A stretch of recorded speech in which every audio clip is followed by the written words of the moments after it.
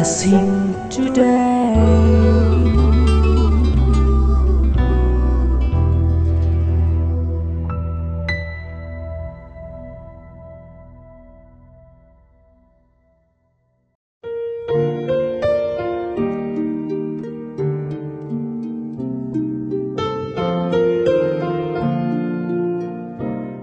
Welcome to Blessing today.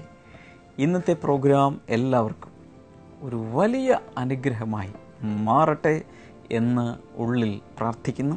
നമുക്ക് ആദ്യമേ തന്നെ ഇന്നത്തെ പ്രോഗ്രാമിൻ്റെ സ്പോൺസർക്കായി ചേർന്ന് പ്രാർത്ഥിക്കാം. നമ്മൾ ആത്മാർത്ഥമായി പ്രാർത്ഥിക്കുമ്പോൾ അവർ അനുഗ്രഹിക്കപ്പെടുകയും സ്പോൺസർ ചെയ്ത നിമിത്തം ദശലക്ഷങ്ങൾ അനുഗ്രഹിക്കപ്പെടുകയും ചെയ്യട്ടെ. കർത്താവെ, ഞങ്ങൾ ചേർന്ന് ഇന്ന് സ്പോൺസർ ചെയ്തിട്ടുള്ളവർക്കായി പ്രാർത്ഥിക്കുന്നു. കുഞ്ഞമ്മ എബ്രഹാം തൻ്റെ ഹെൽത്തിനായി പ്രാർത്ഥിക്കുന്നു. തൻ്റെ ആരോഗ്യ നിലവാരം അനുഗ്രഹിക്കപ്പെടട്ടെ. എല്ലാവിധ രോഗങ്ങളിൽ നിന്നും താൻ പൂർണ്ണമായി സൗഖ്യമാകട്ടെ. കർത്താവെ, ഒരു ദീർഘായുസ്സിനായി ഞാൻ പ്രാർത്ഥിക്കുന്നു. തൻ്റെ എല്ലാ കുടുംബാംഗങ്ങൾക്കുമായി പ്രാർത്ഥിച്ച് അനുഗ്രഹിക്കുന്നു. അതുപോലെ തന്നെ കർത്താവ്, വയനാട്ടിൽ നിന്നുള്ള ഒരു വെൽവിഷർക്കായി ഈ സമയത്ത് പ്രാർത്ഥിക്കുന്നു. കർത്താവെ, അവളുടെ ജീവിതത്തിൽ അവളുടെ മൂത്ത മകൻ യേശുവിനെ അറിയുവാനും തൻ്റെ മദ്യപാനം, പുകവലി, അതുപോലുള്ള ദുശ്ശീലങ്ങൾ മാറിപ്പോകാനും ഈ സമയത്ത് പ്രാർത്ഥിക്കുന്നു. അതുകൂടാതെ തൻ്റെ ഇളയ മകനെയും അനുഗ്രഹിച്ച് പ്രാർത്ഥിക്കുന്നു. കൂടാതെ കർത്താവെ, എല്ലാ കുടുംബാംഗങ്ങൾക്കുമായി പ്രാർത്ഥിക്കുന്നു. സമാധാനത്തിൻ്റെ ജീവിതമുണ്ടാകട്ടെ. ആത്മീയ അനുഗ്രഹങ്ങളാൽ ഈ കുടുംബം നിറയട്ടെ. ജോർജ് ജോണിനായി മുംബൈയിൽ നിന്നുള്ള ഈ സഹോദരനായി പ്രാർത്ഥിക്കുന്നു. തൻ്റെ മകൻ അലൻ ജോണിന് ഒരു പുതിയ ജോലി ലഭിക്കുവാനായി പ്രാർത്ഥിക്കുന്നു. തൻ്റെ കുടുംബത്തിലുള്ള എല്ലാവർക്കുമായി പ്രാർത്ഥിച്ച് ഇപ്പോൾ അനുഗ്രഹിക്കുന്നു. അതുകൂടാതെ കർത്താവെ, ലിൻസി ബാബുവിനായും ബാബു പോളിനായും പ്രാർത്ഥിക്കുന്നു. ഇരുവർക്കും കർത്താവെ നല്ല ജോലി നൽകുമാറാകണമേ. അങ്ങ് കൊടുത്ത മാസങ്ങൾ മാത്രം പ്രായമുള്ള ജോഷ് അബിൻ പോളിനായി പ്രാർത്ഥിക്കുന്നു. ആ മകനെ കർത്താവെ, ആ കുഞ്ഞിനെ അങ്ങയുടെ നാമത്തിൽ ഇപ്പോൾ അനുഗ്രഹിച്ച് പ്രാർത്ഥിക്കുന്നു. കർത്താവ്, ഞങ്ങളുടെ പ്രാർത്ഥന കേട്ടതിനായി നന്ദി. യേശുവിൻ്റെ നാമത്തിൽ തന്നെ ആമേൻ. ഇന്നത്തെ പ്രോഗ്രാം സ്പോൺസർ ചെയ്ത എല്ലാവർക്കും പ്രത്യേകിച്ച് നന്ദി പറയുന്നു. അപ്പോൾ തന്നെ ഇത് കാണുന്ന എല്ലാവരോടും ഞാൻ പറയട്ടെ, നിങ്ങൾക്കും ബ്ലെസ്സിങ് ടുഡേ ശുശ്രൂഷകളിൽ പങ്കുകാരാകാം. ഇതുപോലെ എപ്പിസോഡുകൾ സ്പോൺസർ ചെയ്യാം. ബ്ലെസ്സിങ് ഫെസ്റ്റിവലുകൾ നിങ്ങൾക്ക് സ്പോൺസർ ചെയ്യാം. ഞായറാഴ്ചയിലുള്ള തത്സമയ സംപ്രേഷണം നിങ്ങൾക്ക് സ്പോൺസർ ചെയ്യാം. ഇതിലൂടെ എല്ലാം കർത്താവ് ധാരാളമായി നിങ്ങളെ അനുഗ്രഹിക്കട്ടെ. കഴിഞ്ഞ ആഴ്ച മുതൽ ഞാൻ നിങ്ങളോട് സംസാരിച്ചു കൊണ്ടിരുന്ന ആ സന്ദേശം ഇന്നത്തെ എപ്പിസോഡോടുകൂടെ അവസാനിക്കുകയാണ്. ടൈം ആൻഡ് യു, സമയവും നിങ്ങളും.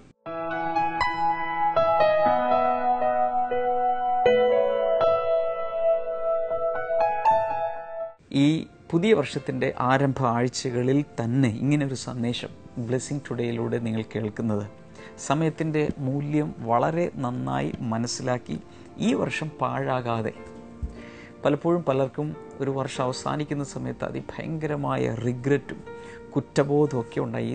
ഈ വർഷം ഞാൻ വെറുതെ കളഞ്ഞല്ലോ, പാഴാക്കി കളഞ്ഞല്ലോ, നല്ല രീതിയിൽ പഠിച്ചില്ലല്ലോ, നല്ല രീതിയിൽ ജോലി ചെയ്തില്ല, നല്ല രീതിയിൽ സമ്പാദിച്ചില്ലല്ലോ, നല്ല രീതിയിൽ പ്രാർത്ഥിച്ചില്ലല്ലോ, ശുശ്രൂഷിച്ചില്ലല്ലോ.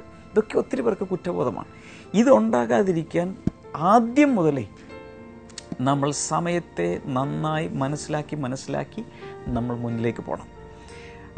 കഴിഞ്ഞ ദിവസങ്ങളിൽ, ഇന്നലെയും മിനിഞ്ഞാന്നൊക്കെ ഞാൻ നിങ്ങളോട് സംസാരിച്ച കാര്യങ്ങളിൽ ഒന്ന്, ദി അപ്പോയിൻറ്റഡ് ടൈം, ദൈവം ഫിക്സ് ചെയ്തിട്ടുള്ള സമയങ്ങൾ. മറ്റൊന്ന് ഞാൻ നിങ്ങളോട് സംസാരിച്ചത് ഇങ്ങനെയാണ്, ദ ടൈം ഓഫ് നീഡ്, ഒരാവശ്യത്തിൻ്റെ സമയം. ആ സമയത്ത് ദൈവം മാത്രമേ ഒരാവശ്യത്തിൻ്റെ സമയത്ത് നമ്മളെ സഹായിക്കാൻ ഉണ്ടായിരിക്കുള്ളൂ. അതുകൊണ്ട് നമ്മൾ പൂർണ്ണമായും ദൈവത്തിൽ തന്നെ ആശ്രയിക്കണം. ഇതൊക്കെയാണ് ഞാൻ പറഞ്ഞു വന്നത്. ഇന്ന് പലവിധ ജീവിതത്തിൽ വരാവുന്ന പലവിധ സമയത്തിൻ്റെ കാര്യങ്ങളെക്കുറിച്ചാണ് ഞാൻ നിങ്ങളോട് സംസാരിക്കാൻ പോകുന്നത്. അത് ഓരോന്നും വളരെ വ്യക്തമായി ശ്രദ്ധിച്ച് കേട്ട് കുറിച്ചെടുക്കണം. വേദപുസ്തകം തുറന്നു നോക്കണം. ബൈബിൾ വാക്യങ്ങൾ എഴുതി വെക്കണം. നോട്ട്സും എഴുതി വെക്കണം. അതിൽ ഒന്നിതാണ്, ലൂക്കോസിൻ്റെ സുവിശേഷം 8-ാം അധ്യായം 31-ാമത്തെ വാക്യം. പാറമേൽ ഉള്ളവരോ വചനം കേൾക്കുമ്പോൾ അത് സന്തോഷത്തോടെ സ്വീകരിക്കുന്നവരാണ്, എന്നാൽ അവർക്ക് വേരില്ല. അവർ അല്പസമയത്തേക്ക് വിശ്വസിക്കും, എന്നാൽ പരീക്ഷാകാലത്ത് വീണ് പോവുകയും ചെയ്യും. ഇംഗ്ലീഷിൽ കൂടെ വായിച്ച് കേൾപ്പിക്കാം. Those on the rock are the ones who receive the word with joy when they hear it, but they have no root. They believe for a while, but in the time of testing they fall away. അവിടെ highlight ചെയ്യുന്നത് ഈ കാര്യമാണ്. The time of testing, പരീക്ഷാകാലം അല്ലെങ്കിൽ പരിശോധനയുടെ സമയം. നമ്മുടെ എല്ലാവരുടെയും ജീവിതത്തിൽ ഒരു ടെസ്റ്റിംഗ് പീരിയഡ് വരാം. നമ്മളെ ടെസ്റ്റ് ചെയ്യുന്ന, പരിശോധിക്കുന്ന ഒരു സമയം വരാം. ഇതിൽ വ്യക്തമായി നമ്മൾ മനസ്സിലാക്കേണ്ടത്, test comes from the Lord, but temptation comes from the devil. നമ്മളെ പരിശോധിക്കുന്നത് ദൈവമാണ്, എന്നാൽ പിശാച് ചെയ്യുന്നത് പരിശോധിക്കുകയല്ല, പിശാച് ചെയ്യുന്നത് പ്രലോഭിപ്പിക്കുകയാണ്. The devil will come to tempt you. തെറ്റിലേക്ക് കൊണ്ടുപോകാൻ വേണ്ടി പ്രലോഭിപ്പിക്കുന്നവനാണ് പിശാച്. എന്നാൽ ദൈവം ചെയ്യുന്നത് ഒരിക്കലും അതല്ല. ദൈവം നമ്മളെ പരിശോധിക്കും, ടെസ്റ്റ് ചെയ്യും. എന്തിനാ ദൈവം അത് ചെയ്യുന്നത്? എപ്പോഴും നമ്മൾ ഓർക്കേണ്ട principle, every test is for promotion. ജീവിതത്തിൽ വരുന്ന എല്ലാ പരിശോധനകളും ടെസ്റ്റും അതിനുശേഷം ഒരു പ്രമോഷൻ ലഭിക്കാൻ വേണ്ടിയാണ്. LKG മുതൽ ഇങ്ങോട്ട് ഏത് ക്ലാസ് വരെ പഠിച്ചാലും നമ്മളൊരു കാര്യം മനസ്സിലാക്കണം. ഓരോ സമയങ്ങളിൽ ക്വാർട്ടർലി അല്ലെങ്കിൽ അതിനകത്ത് ഇൻറ്റേർണൽ അസസ്മെൻ്റ്, ഒരു ടെർമിനൽ എക്സാം, ഇതെല്ലാം ഉള്ളത് ആ ടെസ്റ്റ് ചെയ്ത ശേഷം ആളെ കൊല്ലാൻ വേണ്ടിയല്ല, ആളെ നശിപ്പിക്കാൻ വേണ്ടിയല്ല. ടെസ്റ്റ് ചെയ്ത് കഴിയുമ്പോൾ ആ വ്യക്തിക്ക് അടുത്ത ക്ലാസ്സിലേക്ക് ഒരു കയറ്റം ലഭിക്കും. ഒരു ടേം കഴിഞ്ഞാൽ അടുത്ത ടേമിലേക്ക് പോവുകയാണ്. ഇതുപോലെ തന്നെ ദൈവം നമ്മളെ പരിശോധിക്കുന്നത് അടുത്ത ഒരു പ്രമോഷൻ, ജീവിതത്തിൽ ഉയർച്ച, അടുത്തൊരു ലെവലിലേക്ക് നമ്മളെ ഉയർത്താൻ വേണ്ടിയാണ് ദൈവം ഇത് ചെയ്യുന്നത്. അപ്പോൾ എല്ലാവരുടെയും ജീവിതത്തിൽ ഒരു ടെസ്റ്റിംഗ് ടൈം കാണും. അവിടെ നമ്മൾ തെറ്റിദ്ധരിക്കരുത്, ദൈവത്തോട് പെറുപിറുക്കരുത്. ആ ടെസ്റ്റ് നമ്മൾ പാസ്സാകുമ്പോൾ നമുക്ക് അടുത്ത ജീവിതത്തിൻ്റെ തലത്തിലേക്ക് എത്തിച്ചേരാൻ കഴിയും. അതുകൊണ്ട് പരിശോധനയുടെ സമയങ്ങൾ വരുമ്പോൾ നമ്മൾ അതിനുവേണ്ടി പ്രിപ്പയർ ആകുകയും അതിനുവേണ്ടി കൂടുതൽ പ്രാർത്ഥിക്കുകയും ദൈവത്തിൽ ആശ്രയിച്ചുകൊണ്ട് അതിനെ നേരിടുകയും ചെയ്യുക. അടുത്തൊരു വാക്യം എഴുതി വയ്ക്കുക. 1 പത്രോസ് 1-ാം അധ്യായം 17-ാമത്തെ വാക്യം. നമ്മളിങ്ങനെയാണ് മലയാളം ബൈബിൾ വായിക്കുന്നത്. മുഖപക്ഷം കൂടാതെ ഓരോരുത്തരുടെയും പ്രവൃത്തിക്ക് തക്കതായി ന്യായം വിധിക്കുന്നവനെയാണ് നിങ്ങൾ പിതാവെന്ന് വിളിക്കുന്നതെങ്കിൽ നിങ്ങളുടെ പ്രവാസ ജീവിതം ഭയഭക്തിയോടെ ജീവിക്കുവിൻ. പ്രവാസ ജീവിതം എന്നവിടെ ഉദ്ദേശിച്ചിരിക്കുന്നത് ഈ ഭൂമിയിലുള്ള നമ്മുടെ ജീവിതകാലമാണ്. ആ ടൈം ഓഫ് അവർ ലൈഫ്, അതിനെക്കുറിച്ച് പറയുന്നത് we should spend the time of our life in the fear of God. ദൈവഭയത്തിൽ വേണം ജീവിക്കാൻ. നമ്മുടെ ജീവിതത്തിൽ നിന്ന് ദൈവഭയം നീങ്ങിപ്പോയാൽ നമ്മൾ ഏത് പാപത്തിലും വീഴും, ഏത് രീതിയിലും വൃത്തികെട്ട ജീവിതത്തിലേക്ക് നമ്മൾ പോകും. നമ്മുടെ ജീവിതത്തിൽ നമ്മെ നേരെ നടത്തുന്ന ഒന്നാണ് the fear of the Lord, ദൈവഭയം. അപ്പോൾ തന്നെ തീർച്ചയായും നമ്മൾ ദൈവ സ്നേഹത്തിൽ നമ്മൾ കാണണം. ദൈവം നമ്മളെ സ്നേഹിക്കുന്നു, ദൈവം നമ്മളോട് പൊറുക്കുന്നു, ഇതെല്ലാം ദീർഘമായി ക്ഷമിക്കും, ഇതെല്ലാം ശരിയാണ്. അപ്പോൾ തന്നെ ദൈവത്തെ ഭയപ്പെടുന്നൊരു ഹൃദയം നമുക്കുണ്ടെങ്കിൽ മാത്രമേ സത്യസന്ധതയോടുകൂടെ, വിശ്വസ്തയോടുകൂടെ, ഇൻറ്റഗ്രിറ്റിയോടുകൂടെ നമുക്ക് ഈ ഭൂമിയിൽ ജീവിക്കാൻ കഴിയും. അപ്പോൾ ലൈഫ് ടൈം മുഴുവൻ ദൈവഭയത്തിൽ ജീവിക്കണമെന്നാണ് അവിടെ പറയുന്നത്. ചിലർക്ക് മനുഷ്യരെ ഭയമില്ല, ദൈവത്തെ ഭയമില്ല, ഒന്നിനെയും ഭയമില്ല. ഈ ദൈവഭയം എന്നിവിടെ പറയുന്നത് ദൈവം എന്നെ കൊല്ലും, ന്യായം വിധിക്കും എന്നുള്ള ഒരു ഭീതിയിൽ നിന്നുള്ള ഭയമല്ല. അത് ദൈവത്തോടുള്ള ബഹുമാനത്തിൽ നിന്നും ആദരവിൽ നിന്നും വരുന്ന ഒന്നാണ് ദൈവഭയം എന്ന് ഇവിടെ പറയുന്നത്.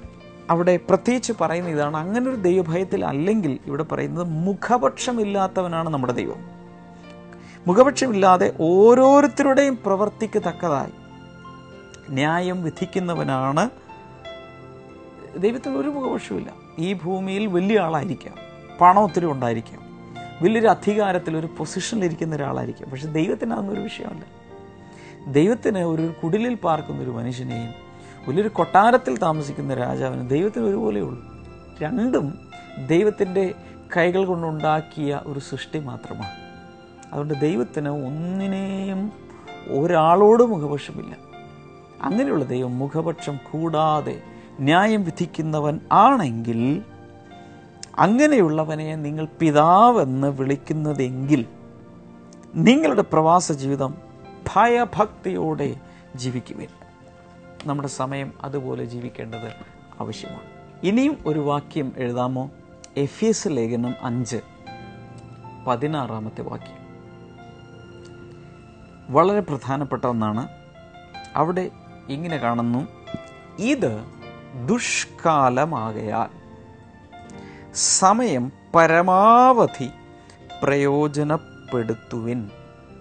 ഇംഗ്ലീഷിൽ കാണുന്നത് making the very most of the time because the days R evil. നമ്മൾ ജീവിക്കുന്ന ഈ കാലഘട്ടം ദുഷ്കാലം എന്നാണ് ബൈബിൾ പറയുന്നത്. തിന്മ പെരുകുന്നു, മനുഷ്യർ തമ്മിൽ വെറുക്കുന്നു, കൂടപ്പിറപ്പുകൾ തമ്മിൽ കൊല്ലുന്നു, വളരെ മ്ലേച്ഛമായ കാര്യങ്ങൾ മനുഷ്യൻ പ്രവർത്തിക്കുന്നു, പാപം പെരുകുന്നു. ഇങ്ങനൊരു കാലഘട്ടത്തിലാണ് നമ്മൾ ജീവിക്കുന്നത്. ഇത് ദുഷ്കാലമായതുകൊണ്ട് സമയം തക്കത്തിൽ ഉപയോഗിക്കുവിൻ. പക്ഷേ അവിടെ നമ്മൾ മനസ്സിലാക്കേണ്ടത് making the very most of the time എന്ന് വെച്ചാൽ ഉദ്ദേശം ഇത്രയേ ഉള്ളൂ, യൂട്ടിലൈസിങ് എവറി ഓപ്പർച്യൂണിറ്റി. ദൈവം തരുന്ന അവസരങ്ങൾ പാഴാക്കരുത്. അതിനെയാണ് സമയം തക്കത്തിൽ ഉപയോഗിക്കുക എന്ന് പറഞ്ഞതിൻ്റെ അർത്ഥം. സമയം പാഴാക്കി കളയരുത്. എല്ലാ അവസരങ്ങളും, നല്ല അവസരങ്ങൾ ഉപയോഗിക്കുക, യൂട്ടിലൈസ് ചെയ്യുക, പ്രയോജനപ്പെടുത്തുക. എല്ലാ നല്ല അവസരങ്ങളും പ്രയോജനപ്പെടുത്തുക. വിദ്യാർത്ഥികളോട് ഞാൻ പറയും, വേണമെങ്കിൽ ഒരു അക്കാഡമിക് ഇയർ മുഴുവൻ അത് ചെയ്തും കളിച്ചും ചുമ്മാ വർത്തമാനം പറഞ്ഞൊക്കെ സമയം പാഴാക്കാം. പക്ഷേ വിദ്യാഭ്യാസത്തിൻ്റെ കാലഘട്ടം എന്ന് പറയുന്നത് ഭാവിയിലേക്കുള്ള അടിത്തറ പാകുന്ന ഒരു സമയമാണ്. അങ്ങനെ സമയം പാഴാക്കി ആ സമയത്ത് കളഞ്ഞാൽ പിന്നീട് ദുഃഖിക്കേണ്ടി വരും. അതുകൊണ്ട് സമയം തക്കത്തിൽ ഉപയോഗിക്കുക. ജോലി ചെയ്യുന്നവരും ആരോഗ്യമുള്ള കാലത്ത് നല്ല രീതിയിൽ ജോലി ചെയ്ത് സമ്പാദിക്കേണ്ടത് സമ്പാദിച്ച് മറ്റുള്ളവർ കൊടുക്കേണ്ടത് കൊടുത്ത് എല്ലാം മുന്നിലേക്ക് പോവുക. ശുശ്രൂഷിക്കുന്നവർ ആരോഗ്യമുള്ള കാലത്ത് നന്നായി ശുശ്രൂഷിക്കുക. ഒട്ടും സമയം കളയാതെ ഓടി നടന്ന് ശുശ്രൂഷിക്കുക. കർത്താവിന് വേണ്ടി ജീവിക്കുക. ഇതെല്ലാം സമയം നന്നായി തക്കത്തിൽ ഉപയോഗിക്കേണ്ടതിൻ്റെ ആവശ്യകതയാണ് പറഞ്ഞു വരുന്നത്. മറ്റൊരു വാക്യം എനിക്ക് നിങ്ങൾക്ക് നൽകാനുള്ളത് സങ്കീർത്തനങ്ങൾ 31 വാക്യമാണ്. വളരെ ഒരു ഐ ഓപ്പണർ ആയിട്ടുള്ളൊരു വാക്യമാണ്. ആ വാക്യം ഇങ്ങനെയാണ്, എൻ്റെ കാലഗതികൾ അവിടുത്തെ കൈകളിലാണ്. My times are in your hands. അതൊരു വലിയൊരു റിയലൈസേഷനാണ്. എൻ്റെ കാലഗതികൾ അങ്ങയുടെ കൈകളിലാണ്. ഇതെഴുതുന്ന ഡേവിഡ് അല്ലെങ്കിൽ ദാവീദ് തൻ്റെ ലൈഫിൽ തൻ്റെ ടൈമിംഗ്, ആ ബാല്യകാലം മുതൽ തൻ്റെ വാർദ്ധക്യം വരെയുള്ള ആ കാലഗതികൾ മുഴുവൻ ദൈവത്തിൻ്റെ കൈകളിലേക്ക് സമർപ്പിച്ചു. എന്നിട്ട് പറയും, എൻ്റെ കാലഗതികൾ മുഴുവൻ അങ്ങയുടെ കൈകളിലാണ്. യെശയ്യാവിൻ്റെ പുസ്തകം 38 1 മുതൽ 8 വരെയുള്ള ഭാഗങ്ങൾ വായിക്കുമ്പോൾ ഹിസ്കിയാവ് എന്ന് പറയുന്ന ഒരു രാജാവ് തനിക്ക് മരണകരമായ ഒരു ദീനം പിടിവിട്ടു. താൻ മരണക്കിടക്കയിൽ കിടക്കുകയാണ്. അങ്ങനെ കിടക്കുന്ന സമയത്ത് താൻ മതിലിലേക്ക് തിരിഞ്ഞ് ദൈവത്തോട് പ്രാർത്ഥിച്ചു, ദൈവമേ ഞാൻ അങ്ങയുടെ സന്നിധിയിൽ ജീവിച്ചതൊക്കെ ഒന്ന് ഓർക്കണമേ എന്ന് പറഞ്ഞുകൊണ്ട്. അപ്പോൾ തൊട്ട് മുമ്പ് ഒരു പ്രവാചകൻ വന്നിട്ട് പറഞ്ഞു, നീ മരിച്ചു പോവും, നിൻ്റെ ഗൃഹകാര്യങ്ങളെല്ലാം റെഡിയാക്കാൻ പറഞ്ഞു, നീ മരിക്കാൻ പോവുക. ആ പ്രവാചകൻ പുറത്തേക്ക് ഇറങ്ങിപ്പോയി. അതിനിടയിലാണ് താൻ ഭിത്തിയിലേക്ക് തിരിഞ്ഞുകൊണ്ട് ദൈവത്തോട് നിലവിളിച്ചു, ദൈവമേ എൻ്റെ ആയുസ് പൂർത്തിയാകുന്നതിന് മുൻപ് എനിക്ക് ഇനിയും പല കാര്യങ്ങൾ ചെയ്യാനുണ്ട്, അതുകൊണ്ട് ഒന്ന് സൗഖ്യം തരണമേ എന്ന് പറഞ്ഞ് പ്രാർത്ഥിച്ചു. കുറേ അങ്ങോട്ട് പോയ പ്രവാചകനോട് ദൈവം പറഞ്ഞു, തിരിച്ചു ചെല്ലാൻ പറഞ്ഞു. തിരിച്ചു ചെന്നിട്ട് പറഞ്ഞു, നീ ഇങ്ങനെയൊക്കെ പ്രാർത്ഥിച്ചതുകൊണ്ട് ഞാൻ നിൻ്റെ ആയുസ്സിനോടൊരു 15 വർഷം കൂട്ടുകയാണ്. ദൈവം ആ ലൈഫിനെ എക്സ്റ്റെൻഡ് ചെയ്ത് കൊടുത്തു. അങ്ങനെ എക്സ്റ്റെൻഡ് ചെയ്ത് കൊടുത്തപ്പോൾ ദൈവം, അദ്ദേഹം ചോദിച്ചു അതിനെന്തെങ്കിലും ഒരു അടയാളം ഉണ്ടാകുമോ? ആ അടയാളമായി ദൈവം പറഞ്ഞത് അന്നത്തെ ഘടികാരം നിഴൽ ഘടികാരമാണ്. ആ നിഴൽ ഘടികാരത്തിൽ 10 പടിയോളം ഇറങ്ങിപ്പോയ നിഴലിനെ തിരിച്ച് വരുത്തുമെന്ന് പറഞ്ഞു. അതുപോലെ തന്നെ സംഭവിച്ചു. അതിൻ്റെ അർത്ഥം മൊത്തത്തിൽ സോളാർ സിസ്റ്റത്തിൽ തന്നെ ഒരു തിരികെ പോക്ക് അവിടെ ഉണ്ടായി. എന്ന് വെച്ചാൽ അതിൻ്റെ അർത്ഥം ഇത്രയേ ഉള്ളൂ. നിങ്ങൾ ആ ഭാഗം ഒന്നെടുത്ത് വായിച്ചു പോകണം. ഏശയ്യാവിൻ്റെ പുസ്തകം 38-ാം അധ്യായത്തിൻ്റെ ഭാഗങ്ങളാണ് ഞാൻ പറഞ്ഞത്. ആ ഭാഗങ്ങളൊക്കെ ഒന്ന് വായിച്ചു നോക്കുമ്പോൾ നമുക്കൊരു കാര്യം മനസ്സിലാകും. ദൈവത്തിന് സമയത്തെ വേണമെങ്കിൽ മുന്നോട്ടോ പുറകോട്ടോ ഒക്കെ കൊണ്ടുപോകാൻ സാധിക്കും. നിഴൽ തിരികെ എന്ന് പറഞ്ഞാൽ അതിൻ്റെ അർത്ഥം എന്താണ്? സൂര്യനും ഭൂമിയൊക്കെ ഒരു പ്രത്യേക രീതിയിൽ കറങ്ങിക്കൊണ്ടിരിക്കുക. ഇങ്ങോട്ട് പോയ നിഴൽ തിരിച്ചു വരിക എന്ന് പറഞ്ഞാൽ ഈ ഭ്രമണം തന്നെ, കറക്കത്തിന് തന്നെ വ്യത്യാസം വന്നു എന്നാണ്. ആ കറക്കം അനുസരിച്ചല്ലേ സമയമല്ല, ആ സമയത്തിൽ തന്നെ ദൈവം ഒരു അഡ്ജസ്റ്റ്മെന്റ് അവിടെ നടത്തി. അതിൻ്റെ അർത്ഥം God is the supreme authority over time. ദൈവത്തിന് സമയത്തെ കൂട്ടാൻ കഴിയും, കുറക്കാൻ കഴിയും, ഇതെല്ലാം ചെയ്യാൻ കഴിയും. എന്തിനത് പറയുന്നതെന്ന് ചോദിച്ചാൽ, നിങ്ങളുടെ ജീവിതത്തിൽ നഷ്ടപ്പെട്ടു പോയ സമയങ്ങളെ തിരികെ തരുവാൻ ദൈവത്തിന് സാധിക്കും.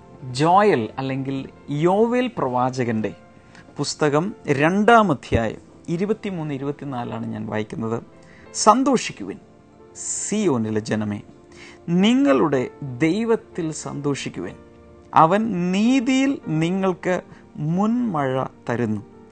അവൻ ശിശിരത്തിലും വസന്തത്തിലും സമൃദ്ധമായ മഴ നൽകുന്നു.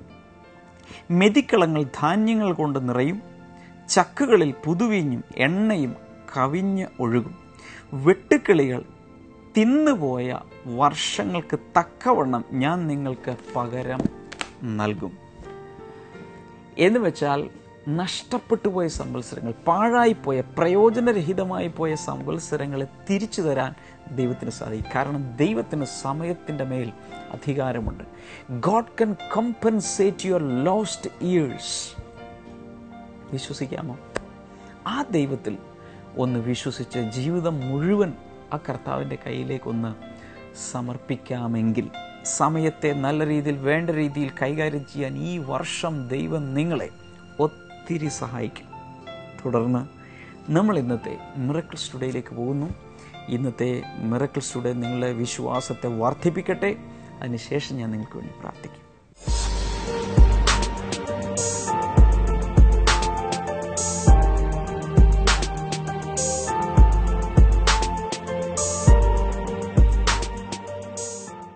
ഈ സഹോദരന്റെ പേര് ബെസ്റ്റിൻ, സഹോദരിയുടെ പേര് ലിൻസി എന്നാണ്. ഇവരുടെ വിവാഹം കഴിഞ്ഞിട്ട് 11 വർഷമായി. 11 വർഷമായി. അതെ. പക്ഷെ കുട്ടികൾ ഉണ്ടായിരുന്നില്ല. കുട്ടികൾ ഉണ്ടാകുന്നത് അനുസരിച്ച് അബോഷനായി പോകുന്നുണ്ടായിരുന്നു. പക്ഷെ ഇവര് ഭയങ്കര ഭാരത്തോടെ പ്രെയർ ലൈനിൽ വിളിച്ചു പ്രാർത്ഥിച്ചായിരുന്നു. ഇവര് ഓസ്ട്രേലിയയിലാണ് ജോലി ചെയ്യുന്നത്. രണ്ടുപേരും ഓസ്ട്രേലിയയിലാണ്. അതെ. അതിൽ നിന്ന് കഴിഞ്ഞൊരു 1.5 വർഷമായിട്ട് ലീവ് എടുത്ത് നാട്ടിൽ വന്നു. ഈ ഒരു കാര്യത്തിന് വേണ്ടിയിട്ടായിരുന്നു. പ്രെയർ ലൈനിൽ പ്രാർത്ഥിച്ചപ്പോൾ പ്രഗ്നന്റ് ആയി. കർത്താവ് അത്ഭുതം ചെയ്തു. ഇപ്പോൾ ഒരു ആൺകുഞ്ഞിനെ കർത്താവ് കൊടുത്തു. പേര് ഡാനിയൽ എന്ന് അവര് ഡാനിയൽ എന്ന് പേരിട്ടു. അതെ. ഗ്രേറ്റ്. ഹല്ലേലൂയ. ഇത് 11 വർഷത്തിന് ശേഷമാണ് ഈ കുഞ്ഞിനെ അവർക്ക് ലഭിച്ചിരിക്കുന്നത്. എത്ര പേർക്ക് ഇത് കേട്ടിട്ട് സന്തോഷമുണ്ട്? എത്ര പേർക്ക് ഇത് കേട്ടിട്ട് അകത്ത് വിശ്വാസമുണ്ട്? 11 അല്ല, 100 വർഷമായാലും കർത്താവിന് പ്രവർത്തിക്കാൻ സാധിക്കും. ഹല്ലേലൂയ. കൈകൾ നീട്ടി ഈ അനുഗ്രഹിക്കപ്പെട്ട കുടുംബത്തെ നമ്മളോട് ചേർന്ന് അനുഗ്രഹിക്കാം. കർത്താവ്, ഞങ്ങൾ ചേർന്ന് ഈ കുടുംബത്തെ അനുഗ്രഹിക്കുന്നു. ദൈവമേ, നീ എത്ര വലിയവനാണ്. 10 വർഷങ്ങൾ ഇവർ എത്രത്തോളം വിഷമിച്ച് കർത്താവെ, ഇവരുടെ വേദന സ്വർഗത്തിൽ ദൈവം കണ്ടല്ലോ. അതിനായി നന്ദി പറയും. കർത്താവെ, അങ്ങയുടെ നാമത്തിൽ പൈതലിനെ അനുഗ്രഹിക്കുന്നു. കർത്താവ് കൊടുത്ത ഈ പൈതലിനായി നന്ദി പറയുന്നു. ഡാനിയൽ എന്ന് പേരിടപ്പെട്ടല്ലോ കർത്താവെ. വളർന്നു വരുമ്പോൾ ദൈവത്തിൻ്റെ അഭിഷിക്തനായി മാറട്ടെ.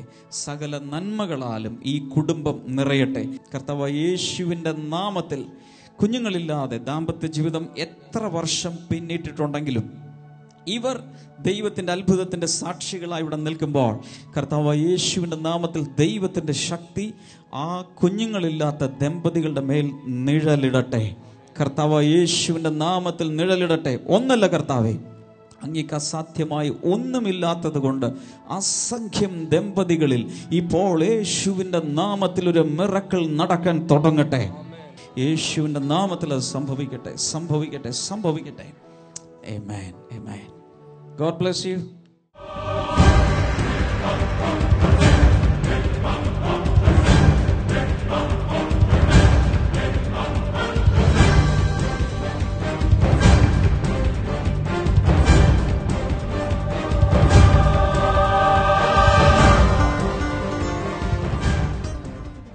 ഞാൻ ഈ സമയത്ത് പ്രാർത്ഥിക്കാൻ പോവുകയാണ്. ഹൃദയത്തിൽ വിശ്വസിക്കണം.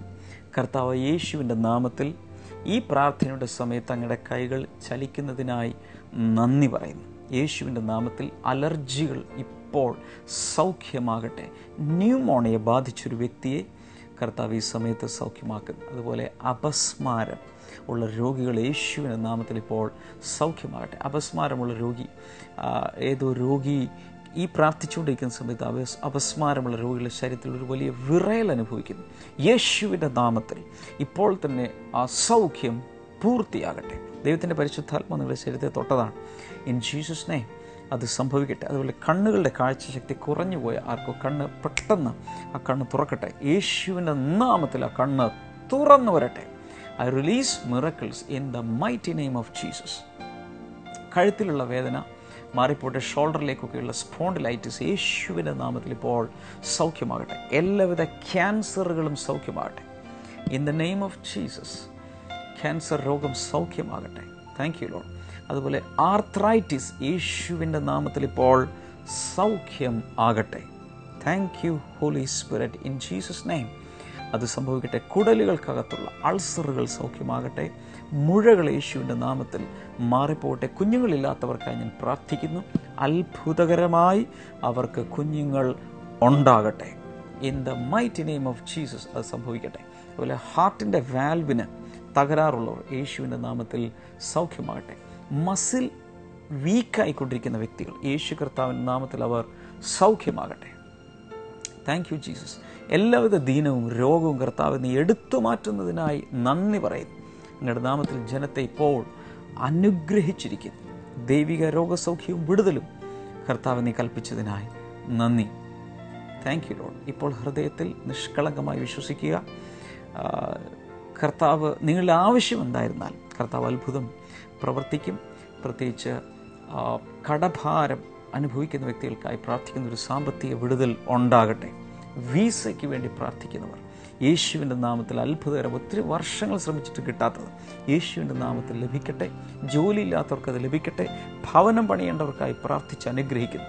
വിദ്യാർത്ഥികൾ അനുഗ്രഹിച്ച് പ്രാർത്ഥിക്കുന്നു. കർത്താവ് എല്ലാ നിലകളിലും ഓരോരുത്തരുടെ ആവശ്യം പറഞ്ഞ് പ്രവർത്തിക്കുന്നതിനായി നന്ദി. Thank you father. കർത്താവ് പ്രാർത്ഥന കേട്ടതിനായി നന്ദി. യേശുവിൻ്റെ നാമത്തിൽ തന്നെ ആമേൻ, ആമേൻ. നാളെ നമുക്ക് അടിമാലിയിൽ ബ്ലെസ്സിംഗ് ഫെസ്റ്റിവൽ നടക്കുകയാണ്. തീർച്ചയായും വന്നു ചേരണം. കർത്താവ് അതിലൂടെ ഒത്തിരി പേരെ അനുഗ്രഹിക്കും. പ്രത്യേകിച്ച് ബ്ലെസ്സിംഗ് ടുഡേ ടി പ്രോഗ്രാം കണ്ടുകൊണ്ടിരുന്നപ്പോൾ നിങ്ങൾക്കുണ്ടായ വിടുതലുകളൊക്കെ വന്ന് യേശുവിൻ്റെ മഹത്വത്തിനായി ഞങ്ങളോട് പറയണം.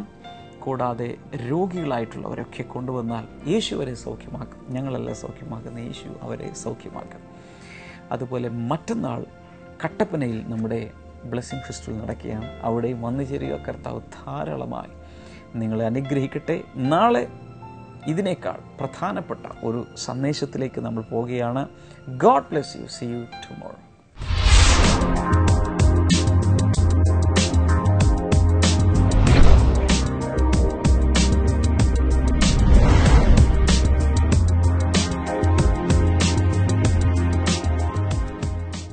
Welcome to Blessing Today, Bible and You Mega Contest. അടുത്ത റൗണ്ട് ഓഡിയോ റൗണ്ടാണ്. ബൈബിളിലെ ചില വാക്യങ്ങൾ നിങ്ങളിപ്പോൾ കേൾക്കും. ആ കേട്ട വാക്യം ഏത് സുവിശേഷത്തിൽ നിന്നും ഏത് അധ്യായത്തിൽ ഏത് വാക്യമാണെന്ന് പറയണം. സുവിശേഷം, അധ്യായം, വാക്യം. കൃത്യമായ ബൈബിൾ റെഫറൻസ് പറയണം. ഇതിൽ ഹാഫ് മാർക്കുകളില്ല. 10 സെക്കൻഡുകൾ നിങ്ങൾക്ക് ലഭിക്കും. കൃത്യമായ ഉത്തരം പറഞ്ഞാൽ 50 മാർക്ക് ലഭിക്കും. ഒരാൾക്ക് ഒരു അവസരമേ ഉള്ളൂ. അടുത്ത ചോദ്യം റെജീനയോടാണ്. ഓഡിയോ ശ്രവിക്കാം. സ്വർഗത്തിലും ഭൂമിയിലും സകല അധികാരവും എനിക്ക് നൽകിയിരിക്കുന്നു. മത്തായി 28:23. തെറ്റായ ഉത്തരമാണ്. മത്തായി 28:18 ശരിയായ ഉത്തരം.